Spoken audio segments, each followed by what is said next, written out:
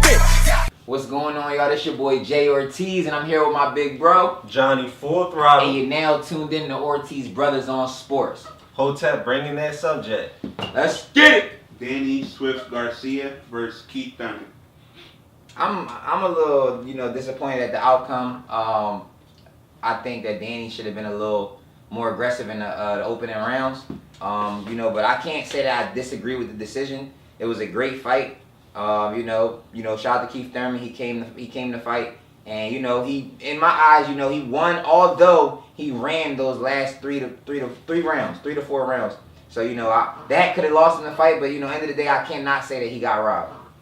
Yeah, Danny got robbed. I would say you can't get mad at the decision. The biggest main difference was Danny's work rate to me, compared to Keith Thurman's at the beginning. Keith Thurman just outworked and moved around. And when Danny was putting the pressure, he wasn't putting the pressure throwing punches. He was putting the pressure, but he wasn't active. I think Danny should have jabbed more.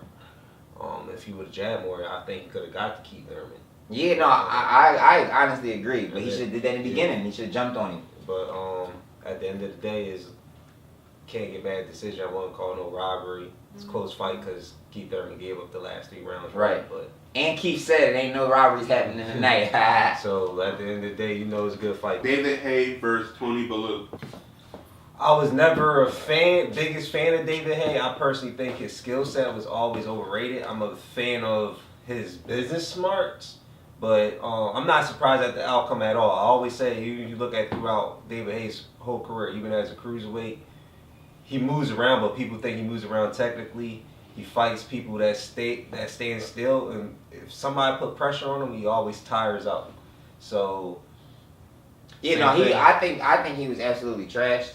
Watching that fight, I'm not a David Haye fan. I also, like you said, I respect him, but nah, like he got knocked out the ring to end it, right? Yeah. But he was also swinging like wild stuff, and it was just one punch he threw, and he almost fell out the ring. But it was like, you got to be prepared. You're a boxer, bro. You should be ready for 12 rounds. He was dead after like 6. Yeah, but what's funny with David Haye is that he had supposedly an Achilles injury, even though Tony Bellew broke his hand. They're gonna make that as an excuse. U.S. Soccer Federation approved a policy that makes every player have to stand for the national anthem. That actually is very interesting. Because we are in America, so the fact that you making someone kind of stand for the national anthem, it's like backwards. America, where we're allowed to, it's a freedom of speech, the First Amendment, but you're telling us that we have to stand for this national anthem and pay respects to a country. It's a little weird to me. I don't agree with it at all, though. I don't agree with it either. It just shows they say we're freedom of speech, but in certain areas you're forced to do whatever someone says, and this is another situation where it shows where how you gonna tell somebody that you gotta stand up for the national anthem? I know people gonna be like, oh, it's out of respect. Right. I get where you're coming from. My thing more or less is like, to make us have to do it is just, I think it's weird because it's gonna be certain, like, what are you gonna get fined if you don't stand for the national anthem? Fire. What they gonna do? Kick you off the team? That's ridiculous. Straight ridiculous.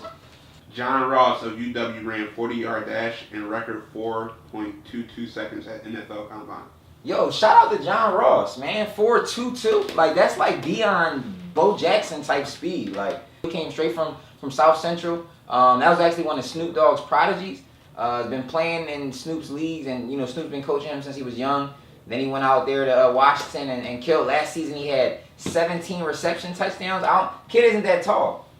Like, you know what I'm saying? He had 17 reception touchdowns. Yeah, I believe he's like, what, 5'10"? Yeah, and 5'10". He had 17 reception touchdowns, 81 receptions, 1 rushing touchdown. Like, the kid can do everything. Yeah, it's crazy. When you clocking a 4.22 on laser time, imagine how it is on handheld. He probably clocked in a low 4.1, maybe 4 flat, if you do stopwatch. But, he's a great player. 40 times don't always mean you're going to be great in the league. It means you can run fast. What you think you're going to be? You think you're going to be great? If I need to see more actual football footage, do I think he's a great athlete? Hell yeah. But the only thing that's holding him back is that he had like 2 key injuries. Right. To come off an ACL. He had an ACL injury 2 years ago to run a 4.2. Yo, but the boy... A shoulder. Bro, he had 81 Like catches. I would take a chance on him in the mid rounds if I'm there mid rounds. I would take that easy So chance. they said he's going first round, so therefore he's projected to go first round now. Joel Embiid out for the season. Do you think he should still get Rookie of the Year? Hell yeah. Hell yeah. Ain't no rookie performing like him, and we know who the best rookie is, you know what I'm saying? And obviously, I think whatever year that he would have played, he would have got, like, if he'd have played his first year, his second year, whatever year, he would have got Rookie of the Year. This year, I mean, the kid was playing for 20 minutes a game, y'all, still getting double-doubles, and, I mean, I don't see a rookie playing better than him. I would vote him Rookie of the Year. The only maybe debate is what the forward out of Denver, who's averaging like 17. He's the only one that's a little bit in debate. Like he still ain't putting up what Embiid doing, but and he's playing more minutes. Besides what Embiid doing, this to me is a weaker rookie class because Dario Saric could be like top 3 or top 4, and he just now started. Right. So right. Yeah, Dario Saric is definitely. And plus, like that, what Embiid doing is very rare. That be 24 minutes to average like 20 and damn 10 and 2 blocks. Definitely Rookie of the Year. If y'all don't give it to him a straight gag, Joe, trust the process. You feel me? Kevin Durant gets injured. What does this do for Golden State championship chances? I think he hyperextended his knee. So Kevin Durant will be out. You know, he's they said he's out indefinitely, but like they'll check again in about a month. The playoff starts in about a month, y'all. If it's really up to what the injury says. If he can come back on time like they think, then I see them in the championship. I still see them losing to Cleveland. But if he doesn't come back in that first round, they might be going out. I also agree. It depends on the timetable he coming back, but if he come back in the playoffs, I still favor him to go in the West. With the team Cleveland got, I would favor Cleveland in a 4-game series against Warriors. But besides that, if he's out, they're gonna have a tough time playing teams like the Spurs and Houston. So. Yeah, bro. I'm talking about even if they catch the Thunder in the first round, I think without Durant, bro. Because you got to remember, they don't got Bogut and all. They don't got Barnes. They don't got their whole team from last year. Yeah. So now we're going to see where Draymond. That's what I'm saying. We're going to see where Draymond Green really stands as this all-star. On my Paul Pierce voice, he's just a great role player. Exactly. So we'll see. Like I said, y'all need Durant back. If he does not come back in time, it's going to get real ugly. Golden State Warriors, KD fans, blah, blah, blah. Y'all going to be sick. I want to see how many of y'all is Joe if he cannot participate in the first round of the playoffs. All right, guys. Time for Liddy or Shitty. Liddy, Shitty, Liddy, Shitty. Hey. We in this joint. Liddy or Shitty. Mark Cuban says Russell Westbrook is not an MVP discussion. Shitty. Mark Cuban, you must be sniffing coke or something. You out of pocket. Like, how could you ever say something like that? My man is averaging a triple-double. He's in the topic of discussion for MVP at all times, bro. At all times. He should be the MVP. I see where people talking about his record, maybe. But come on, man. He's doing something that most people that are alive right now have not seen. Mark Cuban, you're shitty. He averaging a triple-double. They still in the playoffs, but they like 6th, 5th seed? Yeah, whatever. like They still in the playoffs. Nobody is doing what he's doing. You could include the Michael Jordans and all of them. If you put all Mark Cuban's teams together since he been... He got more triple-doubles than all of them. Exactly. So at the end of the day, he's in the MVP race.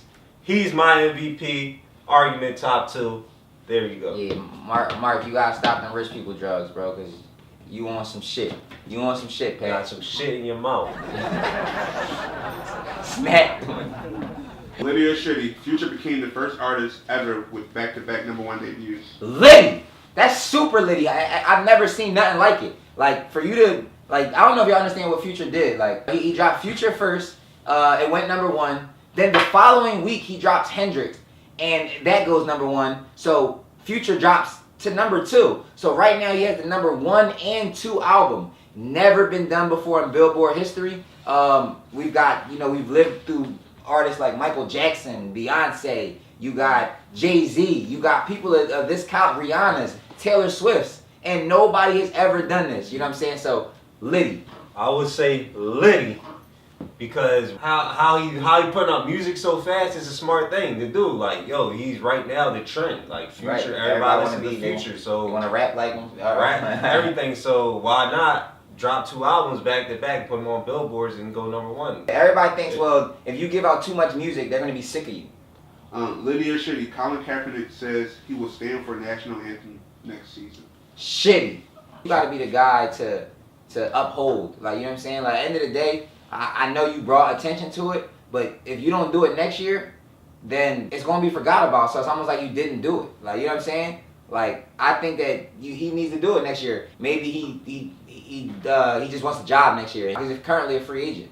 I think, you know, we need like more guys like Muhammad Ali. You're gonna get a job, bro. But just be yourself and really still. I would continue to kneel. I would say Shitty. You started a whole movement. You know what I'm saying? People Yeah. standing up for themselves and standing up for the the police brutality. Continue it, bro. Continue it. A lot of these teams is not going to want that type of publicity. Because if Kaepernick was all pro player, people would be like, I don't give a damn. At the end of the day, he needs to feed his family. So if he can just get a team and get another check, so.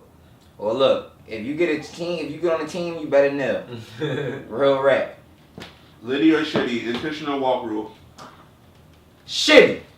Now, you know, they're trying to shorten the game, right? So I do see where, you know, they, like, basically, the new rule is in baseball is you do not have to throw 4 balls anymore. You don't have to sit there and actually throw the ball. If you want to walk a player, you just signal to the umpire and that player is on base. You know what I'm saying? They're trying to shorten the game, so I get where they're coming from, but that's not really going to do nothing to shorten the game. It might take away, 2 minutes? It's not really a big deal. You got to do like maybe 4 or 5 little things like that, and then it will become litty. I actually say litty because do anybody actually like to see the pitcher and the catcher play catch? They just throw it. I mean, yeah. At the end of the day, they just walk his ass. Go ahead. That's our strategy. Just walk him. Not even point to get him on to the bat. Just walk him. So at the end of the day, it don't make a difference of time. But nobody wants to see the pitcher and the catcher play catch. Shout outs. Hey man, shout out to the Diesel, Shaquille O'Neal. It's his 45th birthday.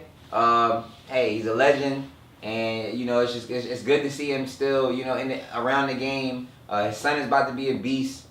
He's still talking shit about JaVale McGee. You know, big shout outs to Shaq and you know everything he's done for the game of basketball.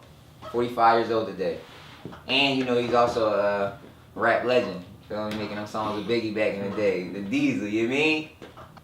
Shout out to Archbishop Wood for their comeback win. They was down 15 at halftime in the Catholic League Championship and came back and beat New Magretti. They was underdogs even though they beat New Magretti during the season. Everybody counted them out. But, you know, those guys is good. Keep it going. Their coach was the assistant for New Magretti 2 years ago. 2 years it took for one of the worst teams in the Catholic League team to turn around and be the best. Cause that's coaching. That's clear coaching. And that's all we got this week on Ortiz Brothers on Sports. This your boy Jay Ortiz with my big bro Johnny Full Throttle. And you can follow me at Jay Ortiz 215 on everything: Twitter, Facebook, Instagram. You can follow me Twitter, Instagram, Full Throttle UIR, Facebook, Johnny Full Throttle Ortiz. And then you can follow the show at Ortiz Brothers on Sports Facebook, at Ortiz Bros on Sports Instagram, at Ortiz Bros Sports on Twitter. And we out of here! Yeah. Hey, I get to talking my shit, then I be taking your bitch. I get to whipping some shit, foreign the whipping the bitch. Came from the hood, I was misunderstood, but ain't nothing gon' change. Came from the